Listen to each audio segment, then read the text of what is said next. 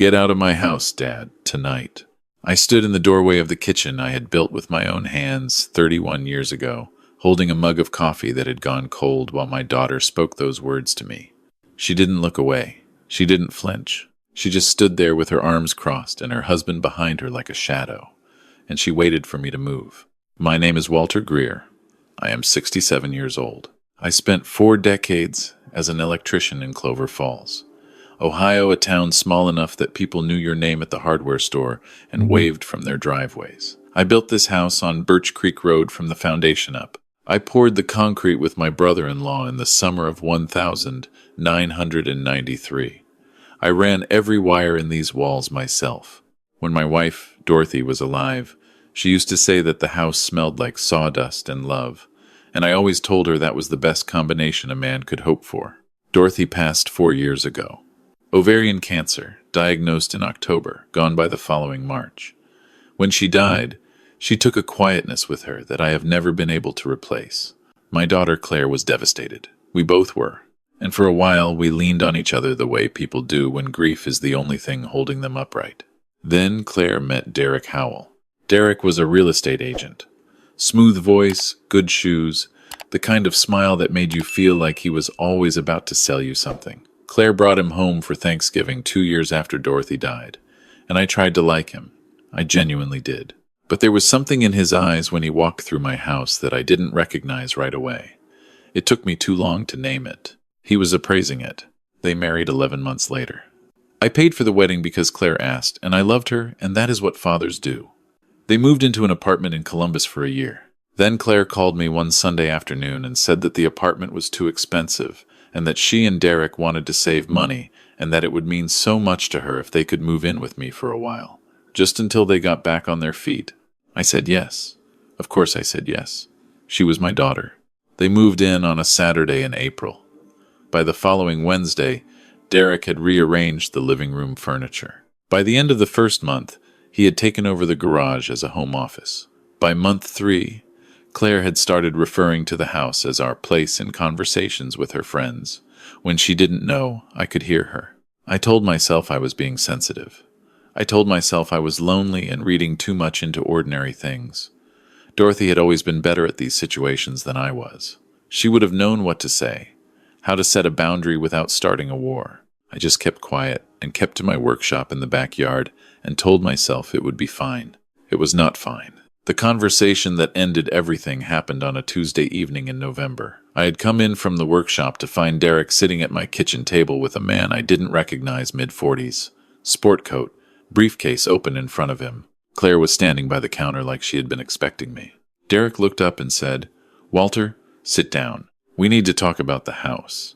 I remember thinking that was an odd way to start a conversation in my own kitchen. The man in the sport coat introduced himself as a financial advisor. He slid a folder across the table toward me.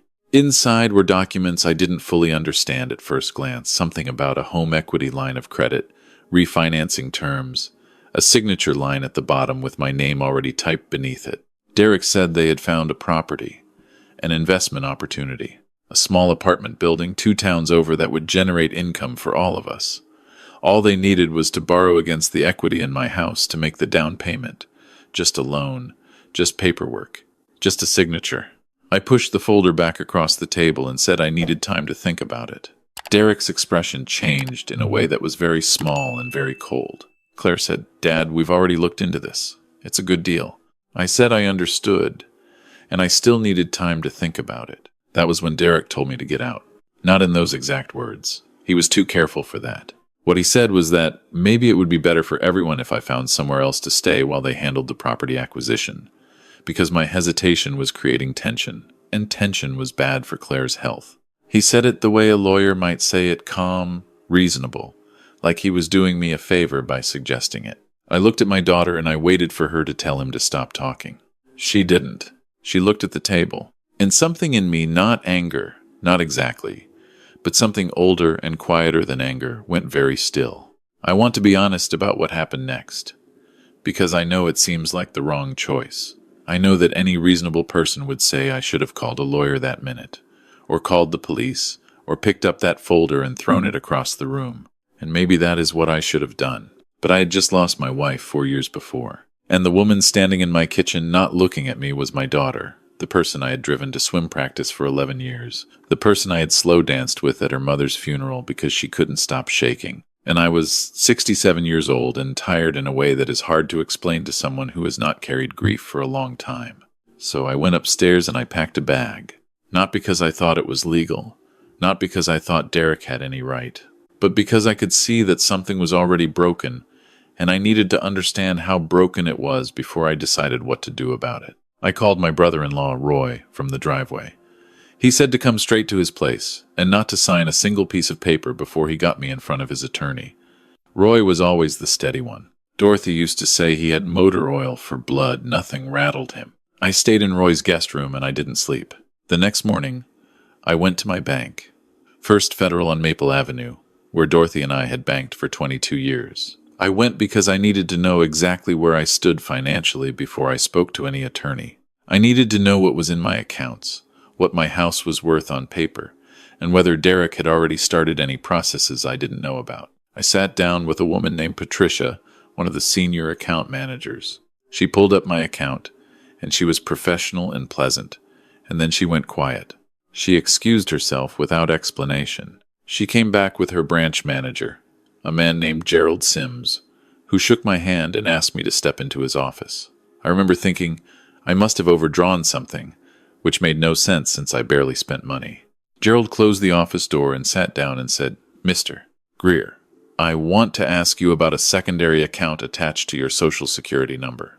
Are you aware of an account in the name of Dorothy Ann Greer, opened in 2009? I said yes, that was my wife's account. She had kept it separately for what she called her household fund. I had never paid much attention to it. Dorothy managed the household finances and I managed the property, and we never had reason to argue about money. Gerald looked at his screen and then back at me. He said, "Mr. Greer, this account has not been touched since March 2021. It is currently holding a balance of $412,000. I heard the number and I didn't understand it. I asked him to repeat it. He did. I sat in that chair in Gerald's office and I thought about Dorothy. I thought about how she had clipped coupons her entire life, how she had packed my lunch every day for 30 years instead of letting me buy it, how she had driven a car with a cracked dashboard for 6 years because she said it still ran fine. I thought about her family, the Marquettas, who had farmland in central Ohio that her father had sold in the 1990s during the big agricultural consolidation. She had mentioned an inheritance once, a long time ago, and I had told her it was her money and she could do whatever she wanted with it. And she had nodded and changed the subject. I had never asked again. I should have asked again. Gerald told me that as Dorothy's surviving spouse, I was the sole beneficiary of the account. He said the bank had attempted to contact me after Dorothy passed, but the address on file was outdated. We had done a minor refinance a few years before her death, and the paperwork had an old P.O. box that I hadn't used in years. The letters had gone undelivered. The account had simply sat, untouched, accumulating interest, waiting. He slid a form across the desk and said I could begin the transfer process that day if I wanted. I sat there for a long moment and I thought about Derek Howell sitting at my kitchen table with his briefcase and his sport coat, trying to borrow against my house. I thought about that folder with my name already typed on the signature line. I thought about how close I had come to signing it. I called Roy from the parking lot. He was silent for a moment after I told him the number, and then he said, "Walter, don't go back to that house alone. I'm picking you up, and we're going to see David Chen right now." David Chen was Roy's attorney. I had met him once at a 4th of July barbecue. Quiet man, wore glasses, had a handshake that felt like he was already taking notes. Roy said he was the best real estate and estate attorney in the county, and I believed him the moment we sat down in his office. I told David everything. The move-in, the refinancing proposal, the night I left. He listened without interrupting. When I finished, he asked me one question. He said, "Is your name the only name on the deed to the Birch Creek property?" I said yes. Always had been. Dorothy and I had discussed putting her name on it when we married, but she had said it didn't matter because everything we had was shared anyway. We never got around to changing it. David took off his glasses and polished them, which I would come to recognize as his version of a very satisfied expression. He said, "Then Derek Howell has no legal standing in that house whatsoever. None. And depending on what he's been doing with those refinancing documents, we may be looking at attempted fraud. He said that last part carefully. He told me not to contact Claire or Derek. He told me to let him handle the communication through proper channels. He told me to be patient. I am not a patient man by nature, but I had been an electrician for 40 years. I knew that the most dangerous thing you could do around live current was move too fast. I knew how to wait. What David discovered over the following 3 weeks was worse than I had imagined. Derek Howell had not found a legitimate investment property. What he had done, what he had been doing for the better part of 18 months, was operate a fraudulent real estate scheme targeting elderly homeowners in 3 counties. He would identify properties with substantial equity, build a relationship with a family member or trusted contact, and then present fabricated investment opportunities that required the homeowner to sign over borrowing authority or, in some cases, partial ownership interest. He had done this successfully with 2 other families before he turned his attention to my house. When David brought in a forensic accountant to look at the paperwork Derek had been generating, they found that the documents Derek had presented to me at my kitchen table were not prepared by any licensed financial advisor. The man in the sport coat was Derek's college roommate, who had no certifications of any kind. The signature line on those forms was connected to a power of attorney clause buried in the language on page 4, the page Derek had conveniently placed face down when he slid the folder toward me. If I had signed, I would have handed Derek the legal authority to refinance my house and pocket the proceeds. The case was referred to the county prosecutor's office within a month. Claire called me the night before Derek was arrested. She called from a number I didn't recognize, which told me she was using a borrowed phone, which told me she had known this was coming for at least a little while. She was crying. She said she hadn't understood the full extent of what Derek was doing. She said she had known something was wrong, but had been afraid. She said she was sorry. I listened. I didn't say much. I told her I loved her, and that I needed time. Derek was arrested on a Thursday morning. He was charged with real estate fraud, elder financial exploitation, and forgery. His trial was set for 8 months out. The 2 other families he had victimized came forward once the investigation became public, and the picture that emerged in the local newspaper was not the picture of a real estate agent. It was the picture of a man who had spent years looking for people who were grieving and tired and trusting, and taking everything he could. I moved back into my house on Birch Creek Road on a Friday in January. Roy helped me carry the boxes. The living room furniture was back where I had always kept it. I moved it myself the first evening, which took longer than it used to, and left me sore the next day, but I did it anyway. I sat in Dorothy's chair by the window that night with a cup of coffee, and I looked out at the yard I had landscaped by hand, at the oak tree in the corner that we had planted when Claire was born, at the workshop out back, with the light still on because I had forgotten to turn it off when I left. I thought about the $412,000 sitting in an account with my wife's name on it. I thought about all those years she had quietly, carefully, without saying a word, been building something safe for us. I thought about how she had known, the way she always seemed to know things before I did, that someday I might need a place to land. I transferred the funds into my account the following week. I also retained David Chen to establish a proper estate plan, something Dorothy and I had always meant to do and never gotten around to. Every document was signed, witnessed, notarized, and filed. My house, my assets, my wishes, all of it written down clearly, in language no one could bury on page 4. Derek Howell pled guilty to 3 of the 5 charges against him 7 months later. He was sentenced to 6 years in a state correctional facility. The judge, a woman named Pauline Hartman, who looked like she had heard every possible version of this story and had no patience for any of them, said in her remarks that crimes targeting elderly people who had worked their entire lives for what they had were among the most cowardly she was asked to adjudicate, and that she intended to make that view clear through her sentencing. I was in the courtroom when she said it. I wrote it down. Claire did not stand by Derek. She had cooperated with investigators from the early stages once she understood the full picture, and that cooperation had been noted.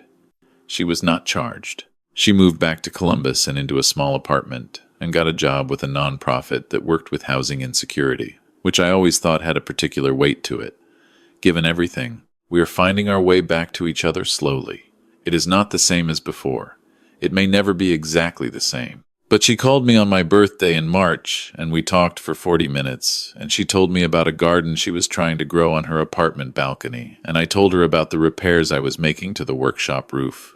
And it was ordinary and careful and true, which is more than I could have hoped for a year ago. I am not telling this story because I want sympathy, or because I think what happened to me was the worst thing that has ever happened to anyone. I know men and women my age who have lost far more and had far less left over. I am telling it because when I was sitting in that driveway with a bag in my passenger seat and the lights in my house still on, I thought for a moment that it was over, that I was too old and too tired, and that the thing I had built was gone. But here's what I learned, and I want every person my age to hear it clearly.